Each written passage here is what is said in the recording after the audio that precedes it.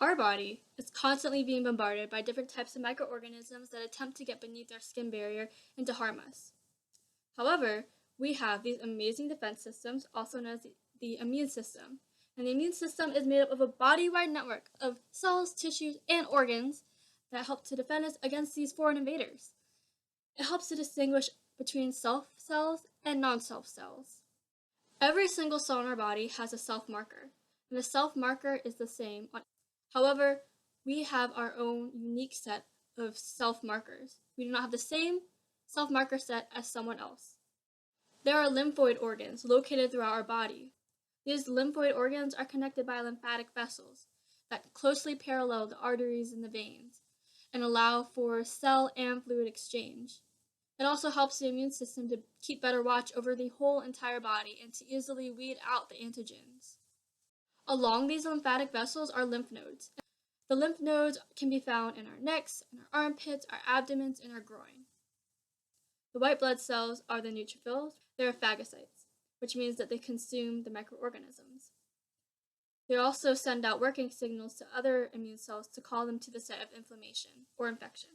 Monocytes are another type of phagocyte, but granule-containing white blood cells have granules that are able to steer towards a specific type of problem. Like the eosinophils, they attack parasites, and the basophils, they have histamine and serotonin granules that produce allergy-like symptoms.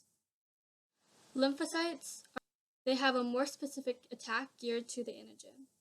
There are two types of lymphocytes, the B cells and the T cells. What happens to the B cell is an antigen-specific antibody presents the B cell with a small fragment of the antigen, and the B cell engulfs it. Then a special T cell comes over to the B cell, and it helps to turn it into this huge plasma-making factory that produces 10 million copies of antibodies an hour, and it releases it into the bloodstream to go and attack the antigens. The antibodies that these B cells produce, globulin G, which is a major immunoglobulin found in the bloodstream and in the tissues. It coats the microorganisms and it speeds its destruction. The immunoglobulin A can be found in the body's entrances. Immunoglobulin D can be found inserted inside the B cell, and it can help regulate its activation. Immunoglobulin M can be found in star-shaped clusters, and it's also found within the bloodstream. Immunoglobulin E it helps with allergy-related symptoms. There are two types of T cells.